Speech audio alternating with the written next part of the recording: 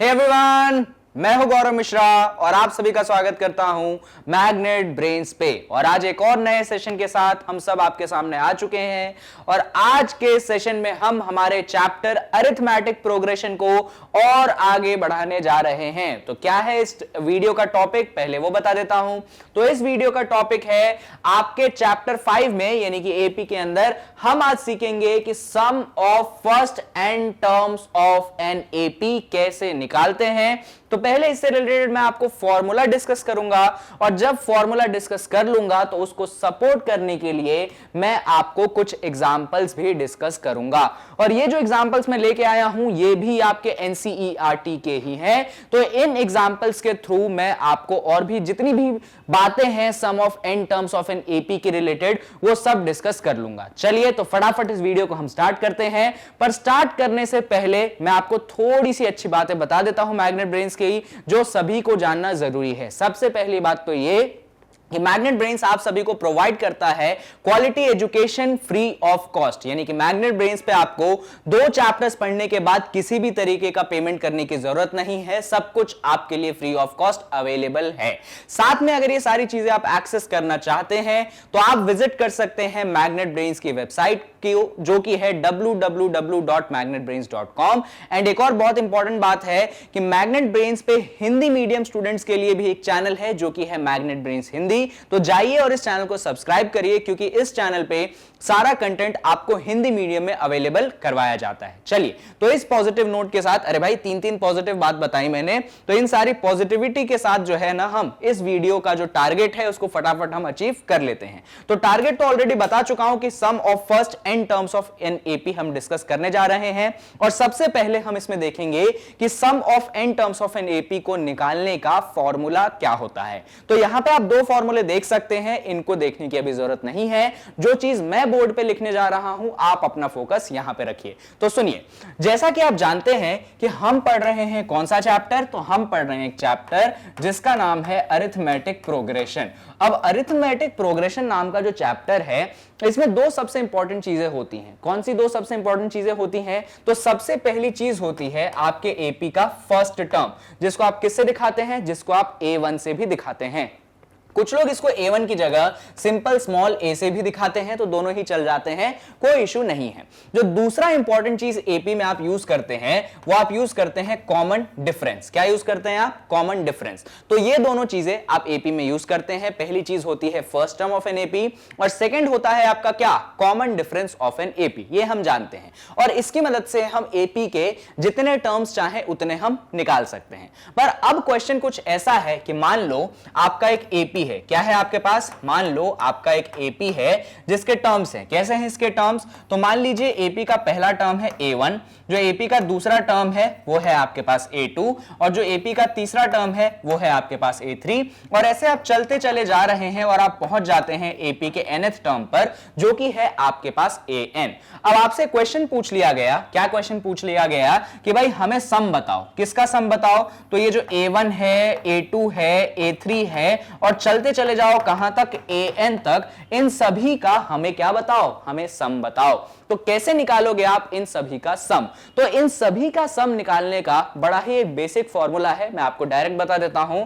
Formula ये है, क्या है? n/2 और ब्रैकेट के अंदर 2a1 प्लस n-1d। ये जो फॉर्मूला है यही आपके एपी के n टर्म्स तक का सम निकालने के लिए यूज किया जाता है। वापस से फॉर्मूले पे फोकस करिए। n/2 ब्रैकेट के अंदर क्या है? 2a1 plus n-1d। इस फॉर्मूले को अप्लाई करिए। हर बार आप एपी के जितने भी टर्म्स हैं उनका सम आप निकाल सकते हैं। अब इसमें कौन सी चीजें क्या दिखाती हैं मैं वो आपको बता देता हूं। यहां पे जो n है ये बेसिकली दिखाता है कि कितने टर्म्स का आप सम निकालना चाहते हैं। यानी कि अगर आप 5 टर्म्स का सम निकालना चाहते हैं तो n की वैल्यू 5 होगी। अगर आप 20 टर्म्स का सम निकालना चाहते हैं तो n की वैल्यू 20 होगी। इस तरीके से n की वैल्यू जो है पल पल चेंज होती रहती है।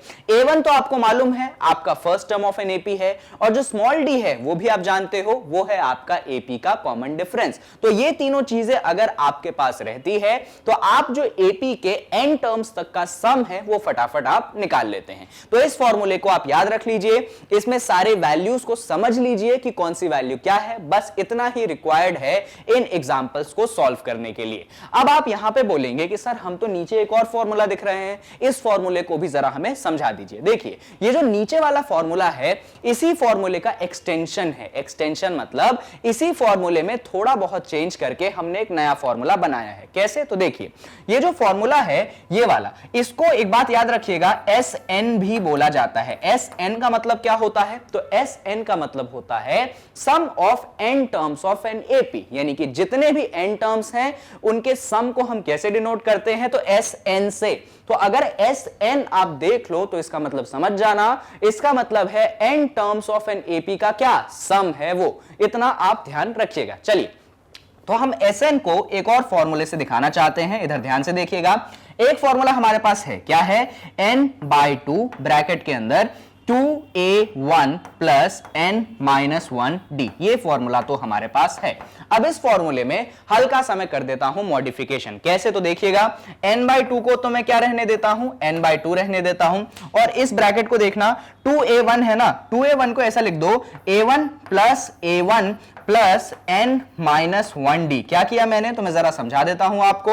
ये जो 2a1 है भाई, 2a1 है, तो 2a1 को मैंने कैसे लिख दिया? a1 plus a1। इस स्टेप को ध्यान रखिएगा, जब a1 प्लस a1 करोगे तो क्या मिल जाएगा आपको? 2a1 मिल जाएगा। तो ये जो 2a1 है मैंने इसको क्या लिख दिया है? a1 प्लस a1 लिख दिया है। अब इसके पीछे रीजन क्या है तो सुनना, ये वाला दिख रहा है आपको टर्म a1 प्लस n-1d, ये वाला जो आपको दिख रहा है a1 प्लस n-1d, इसका मतलब क्या है? अरे ये तो फॉर्मूला होता था। किसका फॉर्मूला होता था? तो nth टर्म का फॉर्मूला होता था। किसका फॉर्मूला होता था?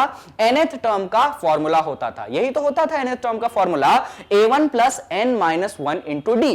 तो हम ऐसा करते हैं कि इस फॉर्मूले हम क्या कर देंगे, इसको हम लिख देंगे n/2, ब्रैकेट के अंदर क्या लिख देंगे? a1, और यहां पे हम लिख देंगे an, और ब्रैकेट हो गया हमारा क्लोज। यानी कि a1 प्लस n-1d की जगह मैंने क्या लिख दिया? an जो है मेरा एपी का nth टर्म है। अब बात ध्यान से सुनिएगा क्योंकि बहुत ज्यादा इंपॉर्टेंट है। अगर आप इस एपी पे फोकस करोगे तो an कौन है? बेसिकली an जो है आपके एपी का लास्ट टर्म है, जहां तक आपने एपी का सम निकाला है। तो इसको an की जगह कई लोग स्मॉल l बोल देते हैं। स्मॉल l का मतलब है कि ये आपके एपी का लास्ट टर्म है, इसके आगे आप एपी को नहीं बढ़ाने वाले हैं। यानी कि ये जो an है आप इसकी जगह एक और वेरिएबल यूज कर सकते हो, स्मॉल l। और स्मॉल l का मतलब आपको सीखना है कि स्मॉल l का मतलब होता है last term of the AP, और इस तरीके से आपके sum of n terms of an AP का एक और फॉर्मूला बन जाता है। और क्या बनता है वो?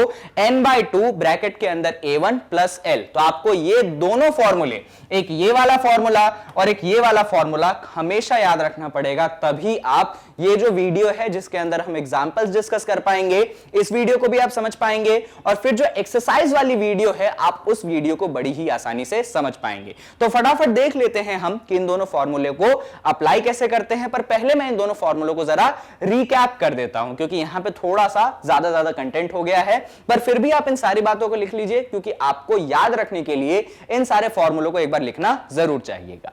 अब मैं इन दोनों को फॉर्मूलों को क्या कर देता हूं? एक रिकैप कर देता हूं। यहां पे आप देख सकते हो ऑलरेडी यहां पे मैंने फॉर्मूलों को रिकैप कर दिया है, फिर भी मैं आपको रिकैप कर देता हूं कि अगर सम ऑफ एन टर्म्स चाहते हो तो पहला फॉर्मूला है n/2 ब्रैकेट के अंदर क्या? ब्रैकेट के अंदर 2 टाइम्स ऑफ a1 प्लस यहां पे क्या आता है? n-1 into D. ये आपका पहला फॉर्मूला हो गया। और जो दूसरा फॉर्मूला है वो क्या है? वो है आपके पास n/2 ब्रैकेट के अंदर a1 और साथ में l।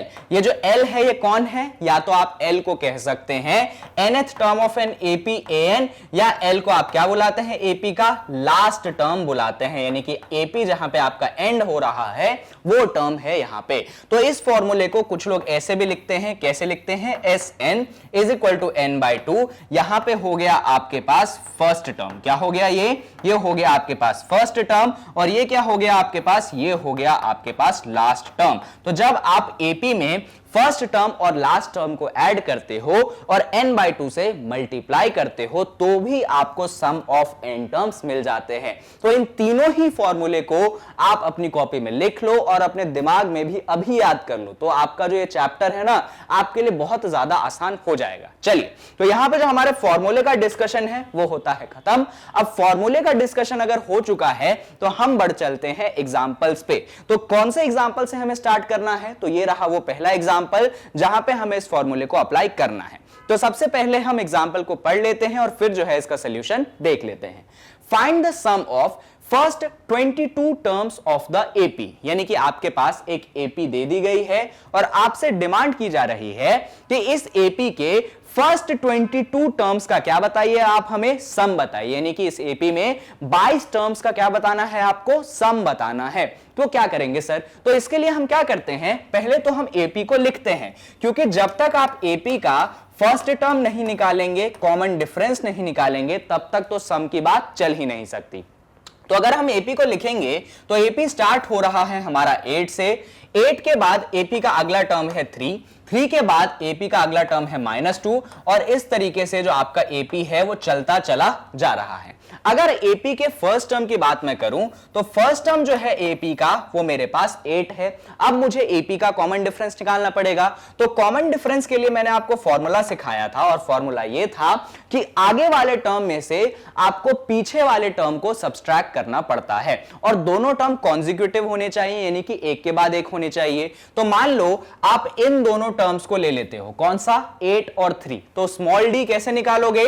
तो आगे वाला टर्म यानी कि 3, इसमें से आप सब्सट्रैक्ट कर दो किसको, 8 को। तो जब 3 में से 8 को सब्सट्रैक्ट करोगे तो आपको आंसर मिल जाएगा -5, यानी कि स्मॉल डी की वैल्यू जो है वो आपके पास -5 आ चुकी है। अब आपको एक और चीज निकालनी पड़ेगी कि आपकी n की वैल्यू क्या है। n मतलब कितने टर्म्स का आपको सम चाहिए। तो क्वेश्चन में लिखा है कितने टर्म्स का सम चाहिए, 22 टर्म्स का सम चाहिए, यानी कि जो आपका स्मॉल n है वो कितना हो जाएगा, वो आपके पास 22 हो जाएगा। तो फटाफट हम यहां पे क्या करते हैं, फॉर्मूले को अप्लाई कर देते हैं। अगर हमें सम का फॉर्मूला याद है तो सम का फॉर्मूला क्या था, Sn = n/2, ब्रैकेट के अंदर क्या था, 2 टाइम्स ऑफ a1 प्लस फिर क्या था n-1 इंटू डी। बस बात खत्म। इसमें सारी चीजें आप पुट कर दीजिए, आपका सम ऑफ 22 टर्म्स आ जाएगा। तो सबसे पहले हम n की जगह पुट कर देते हैं क्या, 22, क्योंकि हमें 22 टर्म्स का सम निकालना है। तो 22 यहां पे s के नीचे भी लिखिएगा,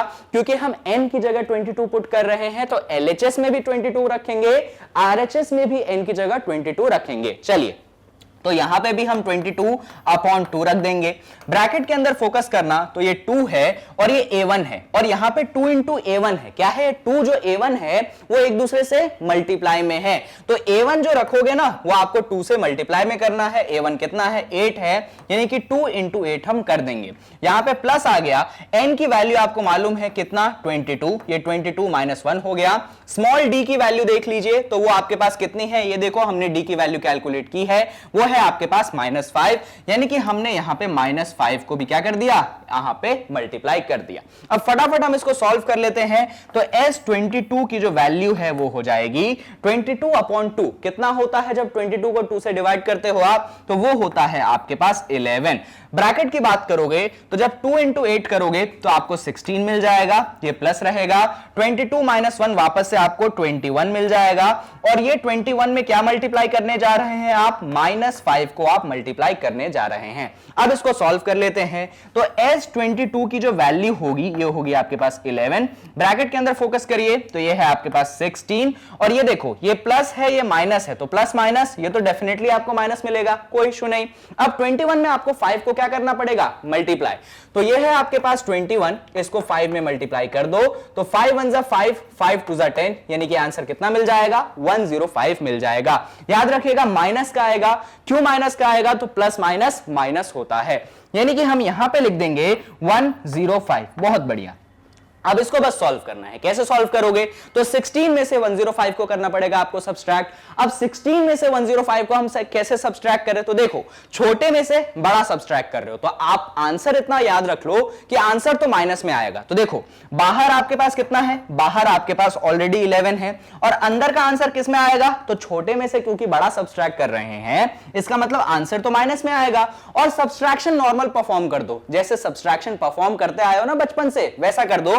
यानी कि 105 में से क्या सब्सट्रैक्ट करोगे आप 16 को सब्सट्रैक्ट करेंगे। स्टेप को ध्यान से सीख लीजिए क्योंकि ये स्टेप बहुत ज्यादा जरूरी है। तो 105 में से हम 16 को सब्सट्रैक्ट कर देते हैं। देखो, ये जो 10 है पूरा का पूरा ये 9 बन जाएगा और ये 5 जो है पूरा का पूरा 15 बन जाएगा। तो 15 में से जब 6 घटाओगे तो आपको 9 मिलेगा और 9 में से 1 जब घटाओगे तो आपको 8 मिल जाएगा। यानी कि आपके पास कितना बचा? आपके पास बचा 89। लेकिन याद रखिएगा किसका 89? तो माइनस का 89। बस बात खत्म। अब 89 को 11 से क्या करना है? मल्टीप्लाई करना है। माइनस मत कर देना 89 को 11 से। बोलोगे बीच में सर माइनस साइन है तो माइनस कर दूं। अरे भाई वो ब्रैकेट के अंदर माइनस है, मतलब माइनस मल्टीप्लाई होएगा। तो माइनस को मल्टीप्लाई करो 11 में तो आंसर तो माइनस में ही आएगा। अब 11 इंटू 89 कर दो। क्या कर दो? 11 इंटू 89। ये रहा आपके पास 89, ये रहा आपके पास 11। फटाफट मल्टीप्लाई करते हैं। 1 9 जा 9, 1 8 जा 8। यहां पे भी 1 से मल्टीप्लाई कर देते हैं। 1 9 जा 9, 1 8 जा 8। ऐड कर लेते हैं, ये बन गया 9। 9 प्लस 8 17 का 7, 1 चला गया ऊपर, 8 प्लस 1 9। यानी कि आंसर कितना आ गया? आंसर आ गया आपके पास 979। बट आंसर किसका आएगा? माइनस का 979 आ गया। तो जो चीज हमें बोली गई थी निकालने के लिए उस चीज को हमने यहां पे निकाल दिया है। और इस क्वेश्चन को मैंने इतना ज्यादा डिटेल में इसलिए एक्सप्लेन किया क्योंकि ये पहला क्वेश्चन था जहां पे हमने फॉर्मूला लगाया है।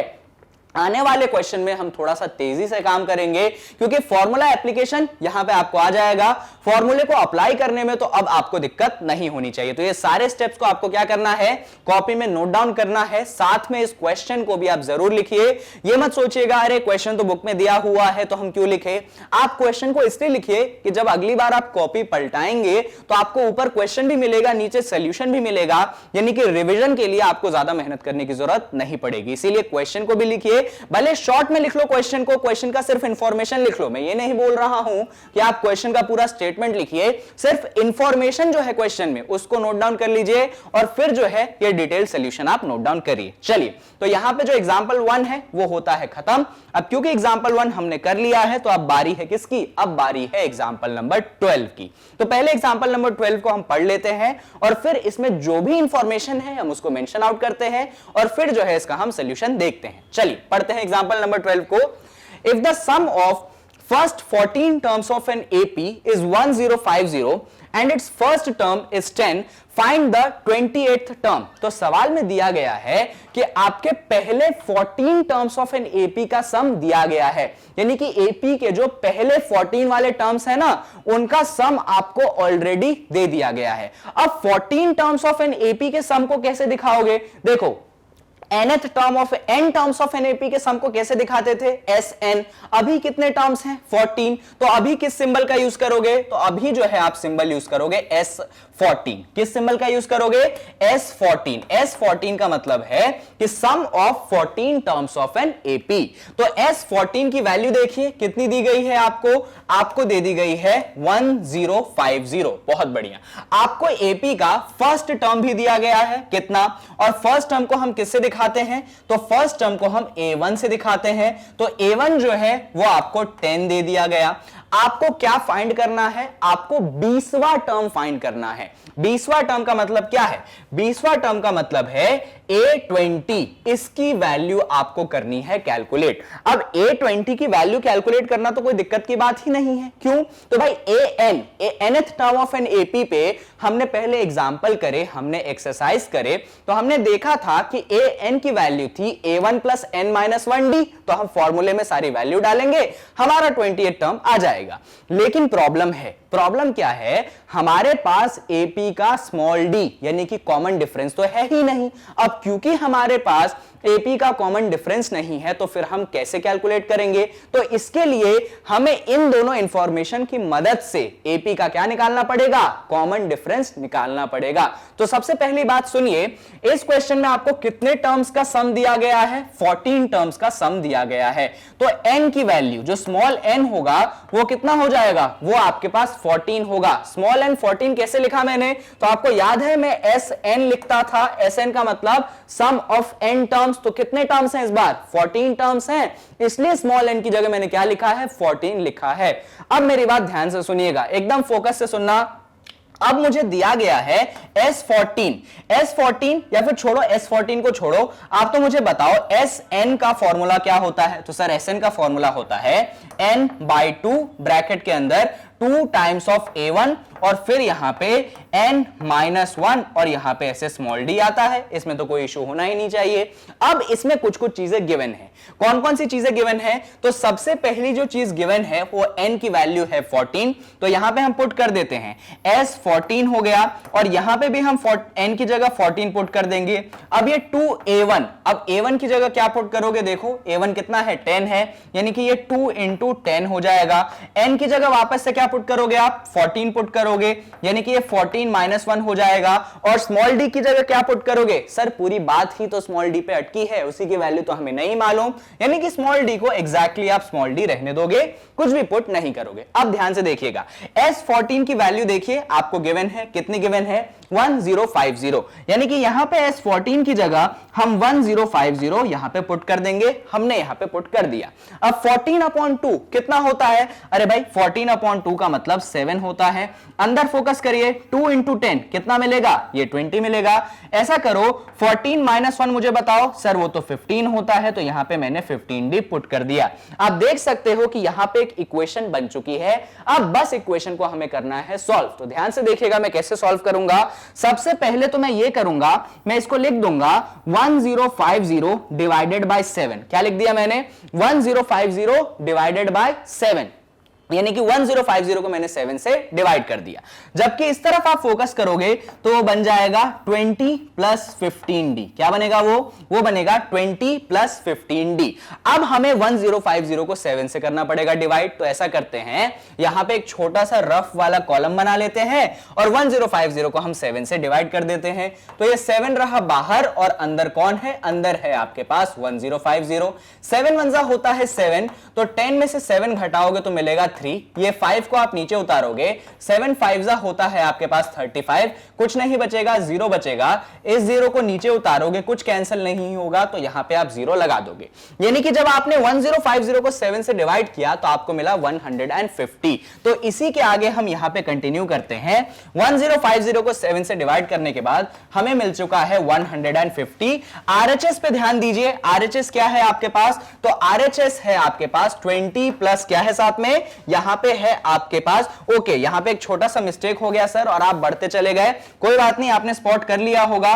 14 - 1 सर 15 नहीं होता, ये आपके पास 13 होता है। सो सॉरी, छोटी सी एक गलती थी और वही गलती अभी बहुत बड़ी बन जाती। 14 में से 1 हमने घटाया है, गलती से मैंने मन ही मन क्या कर दिया? ऐड कर दिया और 14 + 1 15 हो गया। तो 14 में से 1 जब घटाओगे तो 13 होगा, तो यहां पे भी 13 और यहां पे भी 13, अभी गड़बड़ हो जाती। तो ये बन गया क्या? 20 + 13d। तो आप इस बात का ध्यान रखिएगा कि मेरे जैसी बेवकूफी आप एग्जाम में मत करिएगा। अगर 1 घटाना है तो घटाना, मेरे जैसे ऐड मत कर देना, वरना नंबर में भी बढ़ने की जगह घट जाएंगे। चलो अब इधर फोकस करो। यहां पे जो आपका 20 है इसको आप राइट हैंड साइड से लेफ्ट हैंड साइड में भेज दो, यानी कि 20 उधर क्या था? पॉजिटिव में था, जब इस तरफ आएगा तो किस में आ जाएगा? नेगेटिव में। और यहां पे आप 13d को रहने दीजिए, कोई इशू हमें नहीं है। अब 150 में से जब 20 घटाओगे तो आप क्या पाओगे? 130 पाओगे और ये क्या है? ये आपके पास 13d है। अब दोनों साइड 13 से डिवाइड करोगे तो ये 130/13 और ये आपके पास स्मॉल d की वैल्यू हो गई। अब 130 को जरा 13 से डिवाइड कर दो, तो जैसे ही 130 को आप 13 से डिवाइड करोगे आपको मिल जाएगा 10, यानी कि जो स्मॉल d है, कॉमन डिफरेंस है, इसकी वैल्यू कितनी आ गई? इसकी वैल्यू आपके पास 10 आ गई, यानी कि हमें स्मॉल d की वैल्यू चाहिए थी, हमें स्मॉल d की वैल्यू मिल गई। अब नेक्स्ट टास्क होता है हमें करने के लिए कि A20 निकालना है। A20 का मतलब आपको AP क्या 20वां टर्म निकालना है। कोई बात नहीं, इसके लिए हमारे पास फॉर्मूला है। कौन सा फॉर्मूला है? तो हमारे पास एक nth टर्म का फॉर्मूला होता है कि an जो है वो होता है a1 प्लस साथ में क्या आता है ब्रैकेट के अंदर n-1d। ये फॉर्मूला आपको याद होगा। इस बार आप n की जगह क्या पुट करेंगे? तो इस बार आप n की जगह पुट कर देंगे 20। हमने n की जगह 20 क्यों पुट किया? क्योंकि हमें कौन सा टर्म निकालना है? a20 वाला टर्म निकालना है। चलिए, तो n की जगह हम क्या पुट कर देते हैं? हम n की जगह 20 पुट कर देते हैं। तो a20 की वैल्यू हो जाएगी a1 प्लस n, अच्छा अरे n की जगह सर 20 पुट कर दो, तो लो भाई हमने n की जगह 20 पुट कर दिया, 20 माइनस 1d। अब फटाफट इसको सॉल्व कर लेते हैं। तो इसको हम सॉल्व करेंगे। अरे a1 की वैल्यू तो हमें मालूम है, क्वेश्चन में कितनी वैल्यू है a1 की? देखिए 10 वैल्यू है, तो यहां पे हम a1 की जगह 10 पुट कर देते हैं। 20 माइनस 1 19 होगा। हमें स्मॉल d की वैल्यू भी मालूम है, देख लीजिए स्मॉल d की वैल्यू जो है वो भी आपके पास 10 है। अब इसको फटाफट सॉल्व करते हैं, तो a20 की वैल्यू हो जाएगी, ये 10 है, और 19 इंटू 10 करोगे तो ये मिल जाएगा आपको 190। अब 190 में जब आप 10 ऐड करते हो तो वो बन जाएगा कितना? वो बन जाएगा आपके पास 200। यानी कि जो आपके एपी का 20वां टर्म है, 28 टर्म है, वो कुछ और नहीं, वो कितना है? वो 200 है। यहां पे ये क्वेश्चन हो जाता है खत्म। तो इस क्वेश्चन को हमने कैसे सॉल्व किया? तो बहुत आसानी से सॉल्व किया। और सबसे पहले हमने क्या लगाया? हमने nth टर्म का या n टर्म्स का जो फॉर्मूला है उसको लगाया, उसमें वैल्यूज पुट करी, हमें कॉमन डिफरेंस निकल गया। जैसे ही कॉमन डिफरेंस आपको यहां पे निकल गया, आप यहां पे आए और आपने 20वें टर्म का फॉर्मूला लगाया, आपको आपका 20वां टर्म भी मिल गया। चलिए, तो ये एग्जांपल भी यहां पे क्या हो जाता है? खत्म हो जाता है। और एग्जांपल नंबर 12 के बाद बारी आती है किसकी? एग्जांपल नंबर 13 की। तो फटाफट इस एग्जांपल को पढ़ते हैं, हम इसको सॉल्व करते हैं। चलिए, क्वेश्चन पढ़ने से हम स्टार्ट करते हैं। How many terms of the AP, ये आपके पास एपी रहा, must be taken so that their sum is 78। Basically question simple सा है कि ये आपके पास एपी है, आपको बताना है कि कितने टर्म्स आप लेंगे और जब उन टर्म्स को आप सम करेंगे तो 78 होगा। कोई बात नहीं, हमें नंबर ऑफ टर्म्स निकालने हैं, तो हम अज्यूम कर लेते हैं कि let the number of terms be n। इसको सबसे पहला स्टेटमेंट आप लिख लीजिए। क्या लिख लीजिए? Let the number of terms, let the number of terms be n। कितने टर्म्स ले लिए आपने? Let the number of terms be small n। ये हमको निकालना है। अब जरा एपी पे फोकस कर लेते हैं। एपी क्या है? एपी है आपके पास 24, फिर है आपके पास 21, फिर है आपके पास 18, और इस तरीके से आपका एपी जो है चलता चला जा रहा है। इस एपी में जो आपका फर्स्ट टर्म है वो है 24। और अगर कोई बोले कॉमन डिफरेंस निकालने के लिए, तो तरीका आप जानते हो, ये दो कॉन्जिक्यूटिव टर्म्स आप लिख लीजिए, आगे वाले में से पीछे वाले को आप सब्सट्रैक्ट कर दीजिए। तो जब 21 में से आप 24 सब्सट्रैक्ट करोगे तो आपको ऑटोमेटिकली -3 मिल जाएगा। ये आपको कॉमन डिफरेंस भी मिल गया। अब हम जानते हैं कि एपी में अगर हमने नंबर ऑफ टर्म्स n लिए हैं, तो सम ऑफ n टर्म्स के लिए हम फॉर्मूला जानते हैं, वो होता है n/2 ब्रैकेट के अंदर 2a और 2a1, क्या? 2 times of first term plus n-1 into D. बस इसमें हमें वैल्यूज एक एक करके पुट कर देनी है। अब यहां पे आप देख सकते हो कि हमें n टर्म्स का सम कितना दिया गया है? 78 दिया गया है। तो आप यहां पे लिख भी सकते हो, क्या लिख सकते हो कि a1 हो गया 24, d हो गया -3, और sn यानी कि आपको जो नंबर ऑफ टर्म्स का सम दिया गया है वो हो गया आपके पास 78। तो फटाफट इस इक्वेशन में हम सारी चीजों को पुट कर देते हैं। तो sn की जगह हमने क्या पुट कर दिया? हमने पुट कर दिया है 78। ये n/2 है, हमें n ही तो कैलकुलेट करना है। 2 टाइम्स ऑफ a1 यानी कि ये हो चुका है 2 मल्टीप्लाइडेड बाय 24। ये आपके पास प्लस आ गया। n-1, n हमें नहीं गिवन है तो n-1 रहने देते हैं। स्मॉल d की जगह हमने क्या पुट कर दिया? यहां पे हमने पुट कर दिया है -3। अब इसको हम फर्दर फटाफट सॉल्व कर लेते हैं। ये आप 78 रहने दीजिए, कोई इशू नहीं है। हाँ, यहां पे आप एक चीज कर सकते हो, ये जो 2 नीचे n के है, डिवाइड में है, इसको RHS से जब LHS में लाओगे तो ये 78 मल्टीप्लाइडेड बाय 2 हो जाएगा। क्या हो जाएगा? ये 78 मल्टीप्लाइडेड बाय 2। अब यहां पे फोकस करिए, ये आपके पास स्मॉल n है, ब्रैकेट के अंदर देखिए क्या है 2 इंटू 24, ये क्या बन जाएगा, ये बन जाएगा आपके पास 48। यहां पे देखो -3 बाहर है और ये प्लस माइनस क्या हो जाएगा, माइनस हो जाएगा। तो मैं यहां पे पहले माइनस लिख रहा हूं और n-1 को मैं फर्दर किससे मल्टीप्लाई कर दूंगा, फर्दर मैं मल्टीप्लाई कर दूंगा 3 से। ये स्टेप आप समझ लीजिए क्योंकि इसी स्टेप में कई बार कंफ्यूजन हो जाता है। तो इस स्टेप में मैंने सिंपली ये किया है कि इस माइनस को मैंने किससे मल्टीप्लाई कर दिया है, प्लस से मल्टीप्लाई कर दिया है। तो बीच में प्लस इंटू माइनस, माइनस बन गया, n-1 है ही और -3 जो है बन चुका है +3। अब इसको सॉल्व कर लेते हैं। तो 78 इंटू 2, अभी इसको सॉल्व करने की जरूरत नहीं है, आप इसको रहने दो। 78 इंटू 2 बाद में इसके बारे में हम सोचेंगे। यहां पे आपके पास स्मॉल n है, यह आपके पास 48 है। अब क्या करते हैं, हम इस 3 को मल्टीप्लाई कर देते हैं। तो जब हम इस 3 को मल्टीप्लाई करेंगे अंदर, तो ये बन जाएगा -3n। -3n कैसे बना, तो 3 मल्टीप्लाई हुआ n से, 3n बना। माइनस बाहर है तो उसको क्या बना देगा, -3n बना देगा। ये 3 जब -1 से मल्टीप्लाई होगा तो क्या बनाएगा, -3। और -3 में जब -1 या फिर माइनस जब वापस से मल्टीप्लाई होगा तो उसको क्या बना देगा, वो उसको +3 बना देगा। इस तरीके से आपका ब्रैकेट सॉल्व हो चुका है। अब इसको थोड़ा सा और आगे बढ़ाते हैं। तो इसको रहने देते हैं हम 78 इंटू 2, इसको हम रहने देते हैं स्मॉल n। अंदर फोकस करोगे तो ये आपके पास 48 है, ये आपके पास 3 है। 48 प्लस 3 होता है आपके पास 51, ये बन गया 51 माइनस 3n। अब इसको कैसे सॉल्व करें, तो अब जो है कोई ऑप्शन नहीं बचा है, आपको 78 को 2 में मल्टीप्लाई करना ही पड़ेगा। तो यहां पे हम ऊपर थोड़ा सा रफ वर्क कर लेते हैं, 78 को हम 2 में मल्टीप्लाई कर देते हैं। तो 2 8 16 का 6 होगा, 1 कैरी चला जाएगा, 2 7 14 प्लस 1 15 बनेगा, यानी कि आपके पास आंसर बन चुका है 156। यानी 78 इंटू 2 जब आपने करा तो आपको मिल गया कितना, आपको मिल गया 156। अब ये जो n बाहर है इसको हम ब्रैकेट के अंदर क्या करेंगे, मल्टीप्लाई कर देंगे। तो सबसे पहले हम n को मल्टीप्लाई कर देंगे 51 में, फिर इस n को हम मल्टीप्लाई कर देंगे किस में, 3n में। याद रखिएगा बीच में माइनस साइन है तो माइनस साइन बाहर आ चुका है। इसको फर्दर और हम सॉल्व करेंगे तो ये बन चुका है आपके पास 156, ये बन चुका है आपके पास 51n और 3n इंटू n बन जाएगा आपके पास -3n स्क्वायर। अरे n इंटू n क्या बनेगा, n स्क्वायर बनेगा। अब फोकस करिए जरा, ये जो दोनों चीजें आपके राइट हैंड साइड में हैं इसको आप लेफ्ट हैंड साइड में ले आइए। चलिए हम ले आते हैं। तो ये बन जाएगा आपके पास -3n स्क्वायर जब इस तरफ आ गया क्या बना, +3n स्क्वायर बना। ये 51 जब इस तरफ आया क्या बना, ये -51n बना। और 156 तो पहले से ही है, सामने कौन सा साइन है, सर सामने तो कोई साइन नहीं दिख रहा। अगर कोई साइन नहीं है का मतलब कौन सा साइन है, प्लस साइन है, यानी कि +156 इज इक्वल टू 0 बन गया।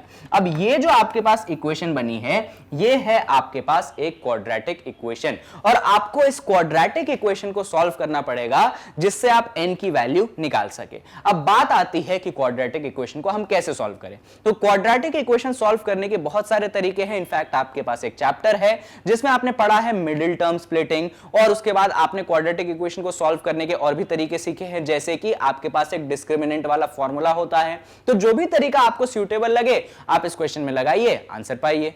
अब इस क्वाड्रेटिक इक्वेशन को हम सॉल्व कर लेते हैं। तो क्वाड्रेटिक इक्वेशन को सॉल्व करने के लिए अलग अलग मेथड्स हैं, उसमें से एक बहुत ही ज्यादा सिंपल मेथड है, कौन सा, आपका मिडिल टर्म स्प्लिटिंग। तो इस क्वेश्चन में भी हम मिडिल टर्म स्प्लिटिंग को अप्लाई करेंगे। पहले जो क्वाड्रेटिक इक्वेशन है हम इसको पूरा लिख लेते हैं, 3n square -51n plus 156। Exactly लिखेंगे हम, क्या लिखेंगे हम लिखेंगे इसको 3n स्क्वायर, फिर क्या है आपके पास, फिर है आपके पास -51n। तो हमने लिख दिया -51n और साथ में प्लस है, क्या प्लस है आपके पास, प्लस का है आपके पास 156 इज इक्वल टू क्या बन जाएगा, इज इक्वल टू आपके पास 0 बन जाएगा।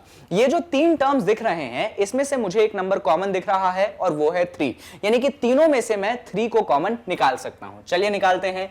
तो जैसे ही तीनों टर्म्स में से आप 3 को कॉमन निकालेंगे तो ये बन जाएगा आपके पास n स्क्वायर, और 51 को कैसे लिखोगे, 17 इंटू 3 क्या होता है, 51 होता है। चलो मैं इसको और सिंपल कर देता हूं आपके लिए, और इजीली अंडरस्टैंड हो जाएगा आपको। देखो 3n स्क्वायर को तो आपको 3n स्क्वायर लिखना पड़ेगा, 51n को आप 17 मल्टीप्लाइडेड बाय 3n लिख सकते हो, और ये जो 156 है आप इसको लिख सकते हो 3 मल्टीप्लाइडेड बाय 52। क्या लिख सकते हो आप इसको? 3 मल्टीप्लाइडेड बाय 52। और इस तरीके से आप देख सकते हो कि तीनों में से 3 जो है वो कॉमन निकल सकता है। तो हम क्या करेंगे, तीनों में से हम 3 को कॉमन निकाल लेंगे, यानी कि अंदर बचेगा आपके पास n स्क्वायर, यहां पे बचेगा आपके पास 17 मल्टीप्लाइडेड बाय n, और उसको मैंने क्या लिख दिया, उसको मैंने 17n लिख दिया। इसमें से भी हमने 3 को बाहर निकाला तो ये बन गया प्लस 52 का क्या, 0। अब ऐसा करो, ये 3 इधर मल्टीप्लाई में है तो उधर डिवाइड में भेज दो, यानी कि क्या हो जाएगा, ये हो जाएगा आपके पास n square minus 17n plus 52, और ये बन जाएगा 0/3। और आप सभी जानते हैं कि जब 0 को 3 से डिवाइड करते हैं तो हमें 0 मिलता है, यानी कि क्वाड्रेटिक इक्वेशन जो है बन चुकी है n square minus 17n plus 52 is equal to 0। ये आ गई आपके पास क्वाड्रेटिक इक्वेशन फाइनल वाली। अब इसको करना है हमें सॉल्व। तो सॉल्व करना बहुत सिंपल है, मैं फटाफट सॉल्व करके दिखा देता हूं आपको। ये जो माइनस 17n है आप इसको लिख दीजिए minus 13n minus 4n plus 52। ऐसा मैंने क्यों लिखा तो उसका रीजन बता देता हूं। जब माइनस 13n माइनस 4n करोगे तो आपको माइनस 17n मिल जाएगा, और जब माइनस 13 इंटू माइनस 4 करोगे तो आपको प्लस 52 भी मिल जाएगा। यही तो होता था मिडिल टर्म स्प्लिटिंग। अब इसको हम आगे बढ़ाते हैं, तो यहां और यहां में से आप n को कॉमन निकाल सकते हैं। तो जब दोनों जगह से आप n को कॉमन निकालोगे तो यहां बचेगा n, ये बन जाएगा n माइनस 13। यहां से आप किसको कॉमन निकालो, माइनस 4 को कॉमन निकालो, तो यहां बचेगा n। और देखो यहां पे प्लस था, आपने माइनस को कॉमन निकाला है तो प्लस किस में कन्वर्ट हो जाएगा, माइनस में कन्वर्ट हो जाएगा। और 52 में से 4 को कॉमन निकाला तो आपके पास क्या बच जाएगा, आपके पास 13 बच जाएगा। सिंपल स्टेप है मिडिल टर्म स्प्लिटिंग का, एज सच कुछ भी डिफिकल्ट नहीं है। आपने क्वाड्रेटिक इक्वेशन करी है तो इसीलिए ये आसानी से बन जाएगा। अब यहां पे आपके पास n माइनस 13 है और यहां पे भी आपके पास n माइनस 13 है, तो दोनों जगह से n माइनस 13 को आप कॉमन ले लीजिए। तो हमने दोनों जगह से n माइनस 13 को यहां पे कॉमन ले लिया, तो यहां पे क्या बचा आपके पास, तो यहां पे बचा आपके पास n, और ये बचा माइनस, और ये बचा 4, और ये इक्वल टू क्या आ गया, ये इक्वल टू आपके पास 0 आ गया। अब इसको हम कैसे सॉल्व करें, तो अब हमारे पास दो चीजें हैं, n माइनस 13 और n माइनस 4। तो हम दो काम करने वाले हैं, पहले n माइनस 13 को हम 0 रखेंगे और फिर हम n माइनस 4 को क्या रखेंगे, 0 रखेंगे। अब इसको सॉल्व करते हैं हम, तो n की वैल्यू हो जाएगी आपके पास 13, और जब आप इसको सॉल्व करेंगे तो यहां पे n की वैल्यू हो जाएगी आपके पास 4, यानी कि n की आपके पास दो वैल्यूज आ चुकी हैं, 13 और 4। आपको याद होगा क्वेश्चन में हमें n को कैलकुलेट करना था, हमें पता लगाने थे कि ऐसे कितने टर्म्स को लेंगे कि हमारा जो सम ऑफ n टर्म्स है वो 78 होना चाहिए। तो हमारे पास n के दो आंसर आए हैं, एक है 13 और एक है 4, यानी कि n के हम दोनों वैल्यूज को ले सकते हैं। अब इसमें बात यह है कि हमारे पास दो वैल्यूज क्यों आए, क्योंकि कभी कभार एग्जाम में आपसे इसका भी एक्सप्लेनेशन पूछा जाता है कि बताइए कि आपके पास n की दो वैल्यूज क्यों आए। तो इसका मैं आपको एक्सप्लेनेशन दे देता हूं। n की दो वैल्यूज इसलिए आए, अगर आप एपी को ध्यान से देखेंगे, देखिए एपी को कहां से चालू हो रहा है, 24, 21 और 18 से। तो मैं इसको लिख देता हूं, यह है 24, फिर है आपके पास 21, फिर है आपके पास 18, फिर कौन होगा, देखो माइनस 3 हो रहा है बार बार, तो 18 के बाद 15 होगा। अगर इन चारों को ऐड करोगे ना, आप चाहो तो ऐड करके देख सकते हो, आपको डेफिनेटली कितना मिलेगा, 78 मिलेगा। अब इस एपी को कंटिन्यू करो, क्या करो, इस एपी को कंटिन्यू करो। 15 के बाद क्या आएगा, 12, 12 के बाद क्या आएगा, 12 के बाद आएगा 9, 9 के बाद क्या आएगा, 9 के बाद आएगा आपके पास 6, 6 के बाद क्या आएगा 3, 3 के बाद क्या आएगा, 3 के बाद 0 आएगा, और 0 के बाद क्या आएगा, -3। यानी कि आप देख सकते हो कि इसमें आपको एपी में आगे जाके कैसे टर्म्स मिल रहे हैं, माइनस में मिल रहे हैं। कैसे में मिल रहे हैं, माइनस में मिल रहे हैं। यानी कि इसको थोड़ा सा और कंटिन्यू कर सकते हो, कितने टर्म्स हो गए देख लो जरा, 1 2 3 4 5 6 7 8 9 10, और आगे जाओगे तो -6, और फिर आगे जाओगे तो मिलेगा -9। कितने हो गए, 1 2 3 4 5 6 7 8 9 10 11 12, और एक बार और चले जाओ तो -12। अब क्या करो, देखो 13 टर्म्स मिल गए, n की वैल्यू क्या थी, 4 और 13, तो ये देखो जब तक 4 टर्म्स थे तब भी 78 आ गया। अब ये जो आपके पास 13 टर्म्स दिख रहे हैं ना यहां से यहां तक, आप जरा इनको सम करके देखिए, चाहो तो ट्राई कर लो, तब भी आप देखोगे कि आपको कितना मिलेगा, तब भी आपको 78 मिलेगा। ऐसा इसलिए हो रहा है क्योंकि यहां पे 0 से बड़े टर्म्स भी हैं, यानी कि बड़े वैल्यूज भी हैं और 0 से छोटे वैल्यूज भी हैं। तो ये जो पॉजिटिव वाले नंबर्स है ना, ये देखो, ये जो 9 है इस -9 को कैंसिल कर देगा, ये जो 3 है इस -3 को कैंसिल कर देगा, ये जो 6 है इस -6 को कैंसिल कर देगा, और ये जो 12 है वो इस -12 को कैंसिल कर देगा। यानी कि जब इन सबको ऐड करोगे, 13 टर्म्स को ऐड करोगे ना, तो ये सब तो आपस में कट पिट गए। बचा क्या आपके पास? बचा तो यही 4 टर्म, और इन चारों टर्म का वापस से सम कितना है? 78 की तो है। इसलिए हमने दो आंसर निकाले हैं, n की वैल्यू 4 और n की वैल्यू 13। तो कभी कभार एग्जाम में आपसे ये लॉजिक भी पूछ लिया जाता है, इसीलिए आपको ये लॉजिक भी मालूम होना चाहिए। आई होप कि ये चीज आपको क्लियर है। चलिए, तो ये जो एग्जांपल है यहां पे खत्म होता है। इस एग्जांपल में और एज सच कुछ भी इंफॉर्मेटिव चीज नहीं है। चलिए, पर एग्जांपल अच्छा था क्योंकि यहां पे n की जो अंडरस्टैंडिंग है कि कभी कभार n की दो वैल्यूज भी आ सकती हैं, वो आपको क्लियर होनी चाहिए। ठीक है भाई, तो एग्जांपल 13 होता है खत्म। अब आ जाते हैं हम एग्जांपल नंबर 14 पे। इसके दो पार्ट्स हैं, हम दोनों पार्ट्स को एक एक करके सॉल्व करेंगे। पहले पढ़ लेते हैं। Find the sum of the first 1000 positive integer. Basically आपसे बोला जा रहा है जो पहले 1000 पॉजिटिव इंटीजर हैं, आपको उनका क्या निकालना है? आपको उनका सम निकालना है। अब ये काम आप कैसे करोगे? देखो, आपके पास 1000 पॉजिटिव इंटीजर्स पहले वाले, इनका सम निकालना है। अब पॉजिटिव इंटीजर्स चालू कहां से होते हैं? तो देखिए, जब आप इंटीजर्स की बात करते हैं तो दुनिया में 3 टाइप के इंटीजर्स होते हैं। एक होते हैं आपके नेगेटिव इंटीजर, दूसरे होते हैं आपके पॉजिटिव इंटीजर, और एक होता है आपके पास जीरो। आपके पास ये 3 तरीके के इंटीजर होते हैं। जीरो जो होता है वो पॉजिटिव इंटीजर भी नहीं है, और जीरो जो है वो नेगेटिव इंटीजर भी नहीं है। यानी कि जीरो एक यूनिक इंटीजर है। इंटीजर है पर ना पॉजिटिव है ना नेगेटिव है। It is also called neutral integer, जो ना पॉजिटिव है जो नेगेटिव है। अब ध्यान से सुनिएगा, अब आपको बोला है कि फर्स्ट 1000 पॉजिटिव इंटीजर। अब पॉजिटिव बोल दिया, जीरो तो इंक्लूड नहीं कर सकते, जीरो से नीचे वाले भी इंक्लूड नहीं कर सकते। यानी कि एपी चालू कहां से होगी? तो एपी जो है आपकी चालू होगी 1 से। 1 के बाद अगला इंटीजर कौन सा आएगा? 2। 2 के बाद अगला इंटीजर कौन सा आएगा? 3। ऐसे चलते चले जाओगे, और पहले 1000 यानी कि आखिरी वाला क्या आएगा? आखिरी वाला जो है आपके पास 1000 आएगा, और आपको क्या करना है? इन्हीं सब का क्या निकालना है? सम निकालना है।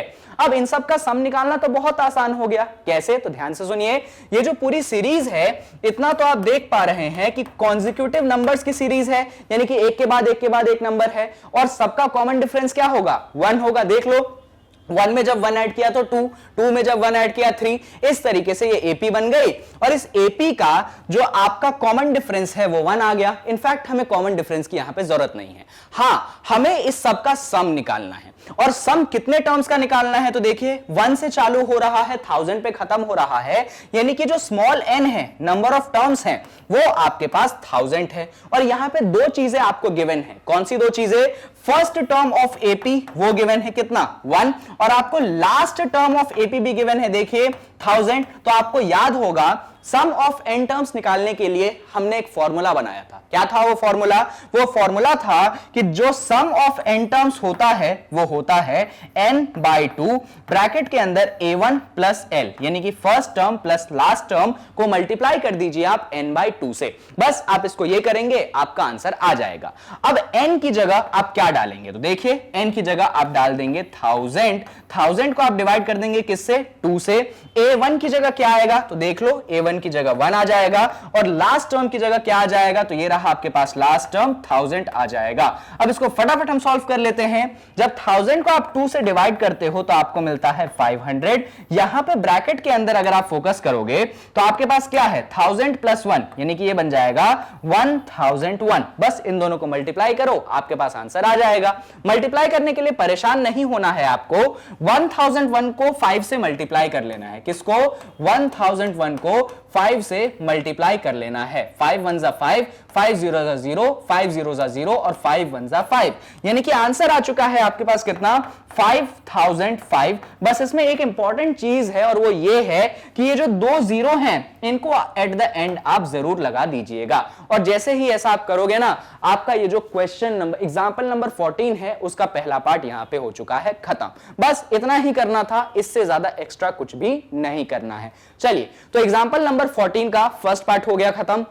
अब हम बात कर लेते हैं एग्जाम्पल नंबर 2। यहां पे आपको फर्स्ट 1000 नहीं बोला गया है, आपको बोला गया है फर्स्ट n पॉजिटिव इंटीजर। और सिंपल क्वेश्चन है, ध्यान से फोकस करिए, वापस से देखिए, पॉजिटिव इंटीजर्स की बात चल रही है और पहले n पॉजिटिव इंटीजर्स की बात चल रही है, यानी कि एपी कहां से स्टार्ट होगा? आपका एपी स्टार्ट होगा 1 से, 1 के बाद आपके पास 2 आएगा, 2 के बाद 3 आएगा, 3 के बाद 4 आएगा, और ऐसे चलते चलते देखो कहां पे खत्म होगा? First n। जब फर्स्ट 1000 बोला था तो कहां पे खत्म हुआ? 1000 पे खत्म हुआ। जब फर्स्ट n बोला है तो कहां खत्म होगा? भाई n पे खत्म होगा हमारा एपी। अब हमें इसका निकालना है सम। तो इसमें दो इंपॉर्टेंट चीजें हैं, नंबर ऑफ टर्म्स तो देखिए n है, 1 से चालू हो रहा है, n पे खत्म हो रहा है, यानी कि नंबर ऑफ टर्म्स कितने हैं? n है। पिछले केस में 1 पे चालू हो रहा था, 1000 पे खत्म हो रहा था, तो स्मॉल n कितना था? 1000 था। इस बार स्मॉल n कितना है? स्मॉल n है। अब क्या करो? तो इतनी सारी चीजें गिवन है, कोई बात नहीं। यहां पे फर्स्ट टर्म भी आपको गिवन है, देख लो फर्स्ट टर्म कितना है? 1 है। यहां पे आपको एपी का लास्ट टर्म भी गिवन है, वो कितना है? स्मॉल n है। तो अगर आपको सम निकालने को बोला जाए तो क्या हो जाएगा? Sn, यानी कि n टर्म्स का सम, वो हो जाएगा आपके पास n/2, ब्रैकेट के अंदर क्या आ जाएगा? a1 प्लस l, यानी कि first term plus last term. इसको सॉल्व करोगे आप तो ये तो n/2 रहा, a1 की जगह आपने 1 डाल दिया, l की जगह आपने n डाल दिया, बात खत्म। इतना आप लिख दोगे, आपका आंसर आ चुका है। चाहो तो इसको थोड़ा सा सॉल्व कर दो, तो ये हो जाएगा n+1 मल्टीप्लाइडेड bye n divided by 2। क्या हो जाएगा ये? n+1 मल्टीप्लाइडेड bye n divided by 2। आप इतना करके क्वेश्चन को छोड़ देंगे, आपका जो फर्स्ट n पॉजिटिव इंटीजर्स हैं उसका सम यहां पे आ चुका है। यहां पे n की वैल्यू हमें सेकंड वाले पार्ट में नहीं दी गई है, इसीलिए हम यहां पे इनपुट नहीं करेंगे। अगर दी गई होती तो डेफिनेटली हम यहां पे इनपुट करते। चलिए, तो एग्जांपल नंबर 14 यहां पे होता है खत्म। तो क्योंकि एग्जांपल नंबर 14 हो चुका है खत्म, तो इसलिए आ जाओ कहां पे? एग्जांपल नंबर 15 पे। अब ये जो एग्जाम्पल नंबर 15 है, ये सबसे अनोखा एग्जाम्पल है, अभी तक जितने करे हैं हमने उन सबसे अलग। तो मैं इसको पहले पढ़ता हूं और फिर जो है मैं आपको इसका सॉल्यूशन बताता हूं। तो ध्यान से सुनिएगा, आपको दिया गया है, क्या दिया गया है? Find the sum of first 24 terms of the list of number whose nth term is given by 3 plus 2n। यानी कि आपके पास लिस्ट ऑफ नंबर्स है, यहां पे कहीं पे भी क्वेश्चन में नहीं बोला गया है ये जो लिस्ट ऑफ नंबर्स हैं वो एपी फॉर्म करेंगे, ऐसा अभी तक बोला नहीं गया है, इसलिए हम इसको अज्यूम भी नहीं कर सकते। पर हां, हमें nth टर्म की वैल्यू दी गई है। nth टर्म कितनी है? वो है आपके पास 3 plus 2n। तो हम इसी का यूज करेंगे। कैसे? तो सुनिए, हम देखेंगे इसमें क्या देखेंगे कि ठीक है, nth टर्म तो दिया गया है ना। nth टर्म कितना है? nth टर्म है आपके पास 3 plus 2n। क्या इसकी मदद से हम फर्स्ट टर्म को कैलकुलेट कर सकते हैं? Yes, we can calculate. How? तो हम n की जगह क्या पुट कर देंगे? हम 1 पुट कर देंगे। जैसे ही हम n की जगह 1 पुट कर देंगे तो a1 हो जाएगा 3 plus 2 मल्टीप्लाइडेड बाय 1। इसको सॉल्व करेंगे तो a1 हो जाएगा 3 plus 2, यानी कि a1 की वैल्यू हो चुकी है आपके पास 5। ये आपके एपी का क्या आ गया? फर्स्ट टर्म आ गया। अगर आप एपी का सेकंड एपी, अरे एपी क्यों बोला सर आपने? एपी तो बोला ही नहीं गया। डेफिनेटली जब तक आपको एपी नहीं बोला गया है तो आप एपी वर्ड यूज नहीं कर सकते हैं। यहां पे जो मैंने एपी वर्ड यूज किया ये भी गलत है, क्योंकि अभी तक एपी नहीं बोला गया है। अगर हम सेकेंड टर्म निकालना चाहते हैं तो क्या करेंगे? हम n की जगह 2 को पुट कर देंगे। तो फटाफट हम n की जगह इस इक्वेशन में 2 पुट कर देते हैं, तो a2 यानी कि सेकेंड टर्म की वैल्यू हो जाएगी आपके पास 3 plus 2 मल्टीप्लाइडेड बाय 2। अब इसको सॉल्व कर लेते हैं तो देखो जरा क्या हो जाएगा a2, तो a2 हो जाएगा, ये है आपके पास 3 और 2 इंटू 2 क्या है? 4। तो ऐड करो जरा, तो a2 की वैल्यू 3 plus 4 आपके पास 7 मिल जाएगी। ये आपके पास सेकेंड टर्म की वैल्यू आ गई, कितनी? 7। ऐसा करो, इसमें थर्ड टर्म की भी वैल्यू निकाल लो। उसके लिए क्या करो? n की जगह आप 3 को पुट कर दो। तो जल्दी से इक्वेशन में हम n की जगह 3 पुट कर देते हैं, तो a3 की जो वैल्यू है वो हो जाएगी 3 plus 2 मल्टीप्लाइडेड बाय 3। अब इसको सॉल्व कर लेते हैं, तो a3 की वैल्यू हो चुकी है 3 और 2 3 होता है 6, यानी कि a3 की वैल्यू हो चुकी है आपके पास 9। यानी कि जो भी लिस्ट ऑफ नंबर्स हैं उनमें हमारे पहले 3 टर्म्स आ चुके हैं। पहला नंबर है 5, दूसरा टर्म है 7 और तीसरा टर्म है 9। अब हमें इन तीनों का यूज करके कुछ सोचना है। ध्यान से देखिए, पहला टर्म क्या निकाला आपने, तो पहला टर्म आपने निकाला 5, दूसरा टर्म क्या निकाला आपने, दूसरा टर्म आपने निकाला 7, और तीसरा टर्म आपने क्या निकाला, आपने निकाला 9।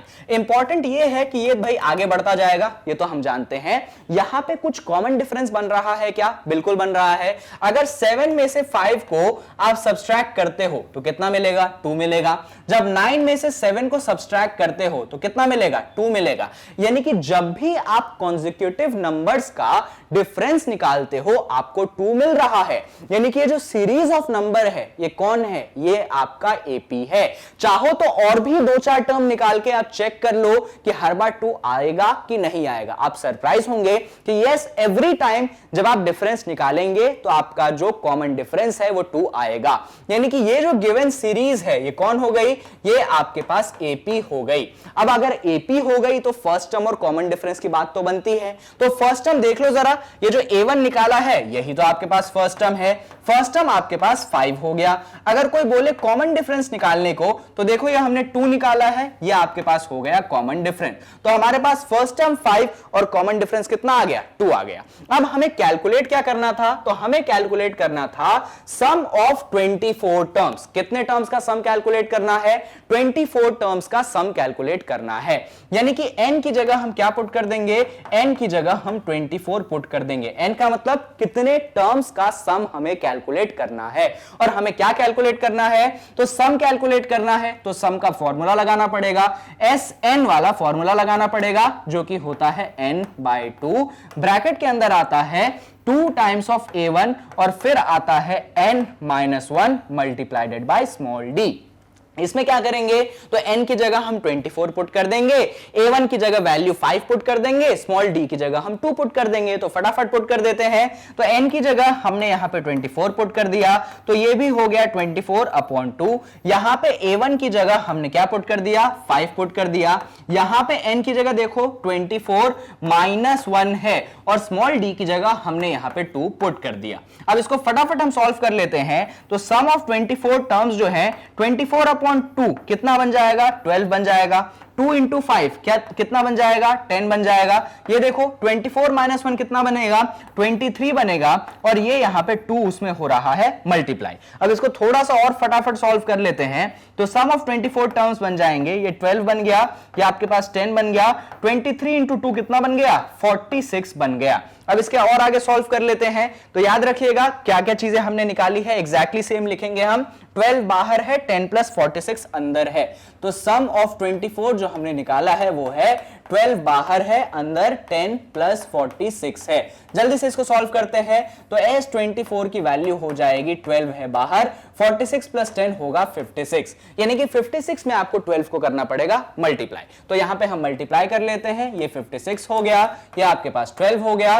2 6 12 का 2 हो गया, 1 चला गया ऊपर। 2 5 10 + 1 11 हो गया। 1 से मल्टीप्लाई कर दो, 1 6 6, 1 5 आपके पास 5 हो गया। ऐड कर दो तो ये 2 हो गया, 6 + 1 7 हो गया, 5 + 1 आपके पास 6 हो गया। यानी कि आंसर जो है आपके पास आ चुका है। और आंसर कितना है, तो आंसर है आपके पास 672। यानी कि जो sum of 24 terms of an AP होगा आपका वो कितना होगा, वो आपके पास होगा 672। बस इतना आप कर दोगे, आपका क्वेश्चन यहां पे खत्म हो जाएगा। चलिए तो इसको फटाफट हम इरेज कर देते हैं। आप वीडियो को रिवाइंड करके सारी चीजें कॉपी में नोट डाउन कर लीजिएगा। तो ये कौन सा एग्जांपल था, ये आपका था एग्जांपल नंबर 15। अब क्योंकि एग्जांपल नंबर 15 हो चुका है तो हम आ सकते हैं कहां पे, हम आ सकते हैं एग्जांपल नंबर 16 पे। तो फटाफट हम एग्जांपल नंबर 16 को पढ़ लेते हैं और फिर इसका सॉल्यूशन देख लेते हैं। चलिए क्वेश्चन पढ़ने से हम स्टार्ट करते हैं। तो क्वेश्चन में ये बोलता है कि a manufacturer of TV sets produced 600 sets in the 3rd year and 700 sets in the 7th year. Basically एक टीवी का मैन्युफैक्चरर है, यानी कि जो टीवी बनाता है। तो वो जो टीवी बना रहा है, जब वो तीसरे साल के प्रोडक्शन में है, यानी जब वो तीसरे साल टीवी बना रहा है तो उसने 600 टीवी सेट्स बनाए। जब वो 7th ईयर में प्रोडक्शन में है तो उसने 700 सेट्स बनाए। और यहां पे दिया गया है assuming that the production increases uniformly by a fixed number every year। इस स्टेटमेंट का मतलब यह है कि जो प्रोडक्शन है टीवी का ईयर बाय ईयर इंक्रीज हो रहा है, साल दर साल बढ़ रहा है और एक फिक्स नंबर से बढ़ रहा है। इसका मतलब जो number of TV produced in a year है वो एक एपी बना रहे हैं। और यह हमें कैसे पता चला? तो यह हमें इस स्टेटमेंट से पता चला कि वो जो हर साल है प्रोडक्शन इंक्रीज हो रहा है, एक फिक्स नंबर से इंक्रीज हो रहा है। Find the production in first year, the production in the 10th year, the total production in first 7 year। तो ये तीन चीजें आपसे डिमांड की जा रही है कि फर्स्ट ईयर में कितना प्रोडक्शन था, 10th ईयर में कितना प्रोडक्शन था और 7 ईयर में टोटल कितना प्रोडक्शन था। तो ये तो हमें पता चल गया कि ये जो टीवी का प्रोडक्शन का यूनिट है या फिर जितने टीवी प्रोड्यूस हो रहे हैं एक साल में, ये एक एपी बना रहे हैं। अब एपी बना रहे हैं यानी कि इसमें फर्स्ट टर्म आएगा जिसकी वैल्यू हमें नहीं मालूम है। अब फर्स्ट टर्म आ गया तो हमारे पास एपी का कॉमन डिफरेंस भी होना चाहिए था जिसकी वैल्यू भी हमें नहीं मालूम। हमें मालूम है 600 sets in the third year, यानी कि जो A3 होगा वो आपके पास हो जाएगा 600 और हमारे पास 7th ईयर में भी प्रोडक्शन है 700, यानी कि A7 जो है वो हो जाएगा आपके पास 700। तो ये चारों चीजें आपके पास नोन है। तो हम सबसे पहले कोशिश करते हैं कि nth term of an AP वाला जो फॉर्मूला है उसको यहां पे अप्लाई करने की कोशिश करें। तो एक चीज मैं यहां पे डायरेक्ट लिखना चाहूंगा कि आपको A3 इसकी वैल्यू क्या होगी? अरे इसकी वैल्यू होगी A1 प्लस 2D। ये जो जनरल फॉर्मूला मैंने आपको सिखाया था कि A के नीचे आपने 3 लिखा तो D के बगल में क्या लिखोगे? 3 - 1 यानी कि 2D। तो A3 की वैल्यू हो गई A1 प्लस 2D। यहां पे एक और काम कर सकते हो आप, A3 की वैल्यू 600 है तो यहां पे पुट कर दो कि 600 जो है वो हो चुका है A1 प्लस 2D। और ये जो इक्वेशन आपका क्रिएट हुआ आप इसको इक्वेशन नंबर 1 नाम दे दो। सिमिलरली हम फोकस करेंगे A7 पे। A7 जो होगा हम इसको कैसे लिखेंगे? हम इसको लिखेंगे A1 प्लस 6D। वापस से सेम लॉजिक, क्योंकि नीचे 7 है तो 7 - 1 6 वहां पे आना चाहिए। अब यहां पे A7 की जगह आप 700 पुट कर देंगे और ये हो जाएगा A1 प्लस 6D। और ये जो इक्वेशन आपकी तैयार हो चुकी है ये है आपकी इक्वेशन नंबर 2, यानी कि आपके पास दो इक्वेशन बन चुकी है। अब इन दोनों इक्वेशन का इस्तेमाल करके आपको A1 और D की वैल्यू कैलकुलेट करनी है। इसके लिए हम क्या करेंगे? तो पहले इन दोनों इक्वेशंस को लिख लेते हैं। पहली इक्वेशन हमें ये कहती थी कि जो हमारा 600 है वो क्या है? वो है A1 प्लस 2D। तो हम लिख देते हैं 600 is equals to A1 plus 2D। देख लीजिए 600 is equals to A1 plus 2D।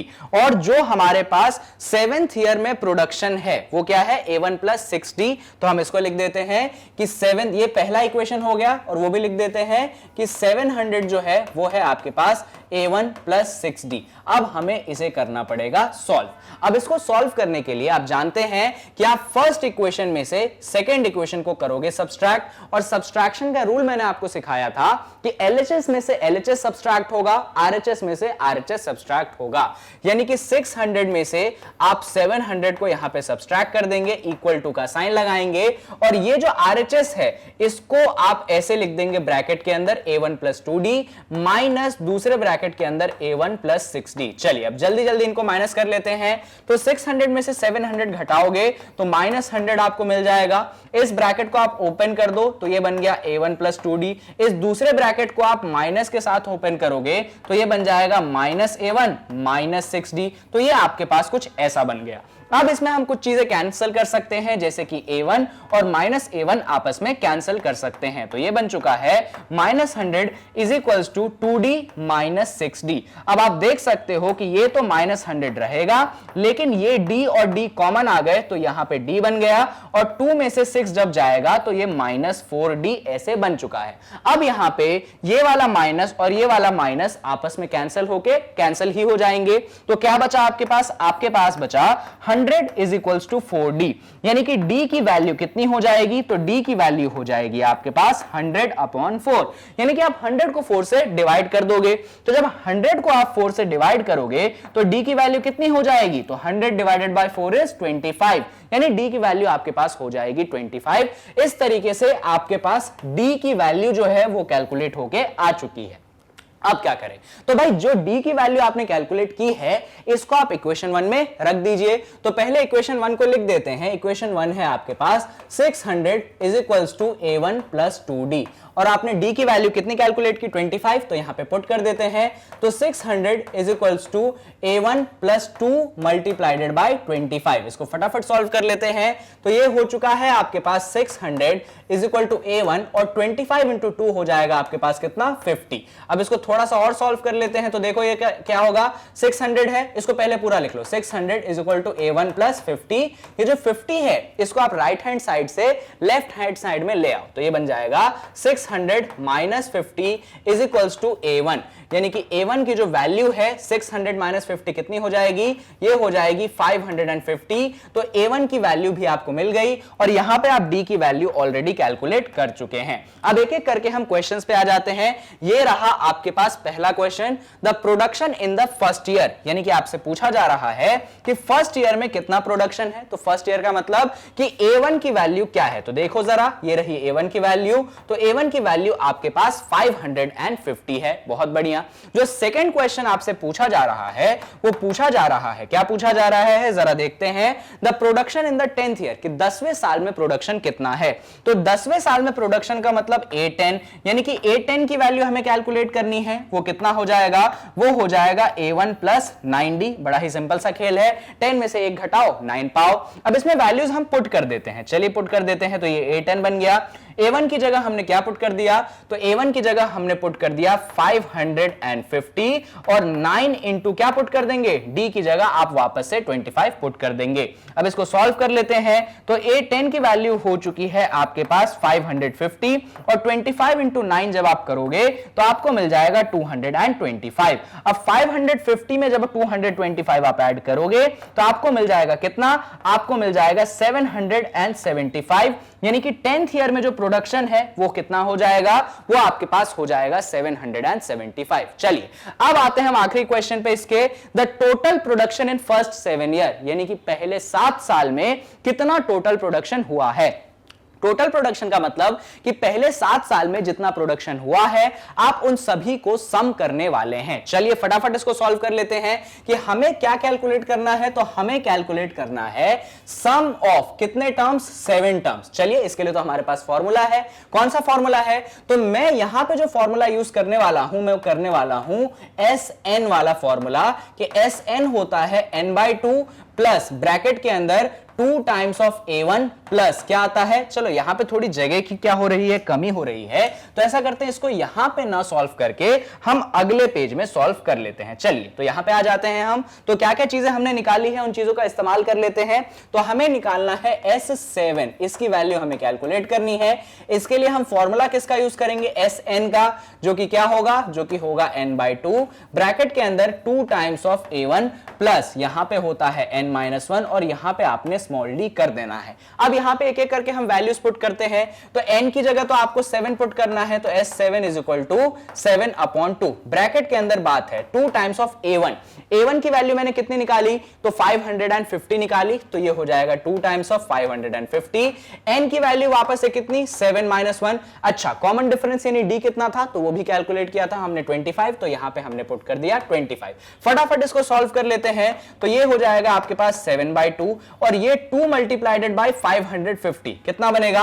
1100 बन जाएगा।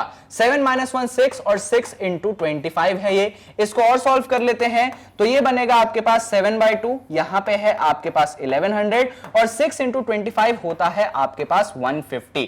चलिए इसको और सॉल्व कर लेते हैं। तो इसको 7/2 रहने देते हैं। 1100 में 150 हम ऐड कर देंगे। जल्दी ऐड करते हैं हम यहां पे। ये रहा आपके पास 1100, ये रहा आपके पास 150, ऐड कर दो 0 5 2 1। तो आपके पास आंसर बन चुका है यहां पे 1250। अब ऐसा कर लो, 1250 को आप 2 से डिवाइड कर लो। चलो यहां पे डिवाइड कर देते हैं। ये रहा 1250। आपको इसको डिवाइड करना है किससे? आपको इसको डिवाइड करना है 2 से। तो 2 6 हो जाएगा 12, 12 में से 12 जाएगा 0, ये 5 नीचे आया। 2 2 होता है 4, 5 में से 4 गया 1, ये 0 नीचे आया, और 2 5 होता है आपके पास 10, यानी कि फाइनल आंसर बन चुका है आपके पास 625। ये हमने इसको कैंसिल करा तो ये बना 625, यानी कि आपको 7 में मल्टीप्लाई कर देना है 625।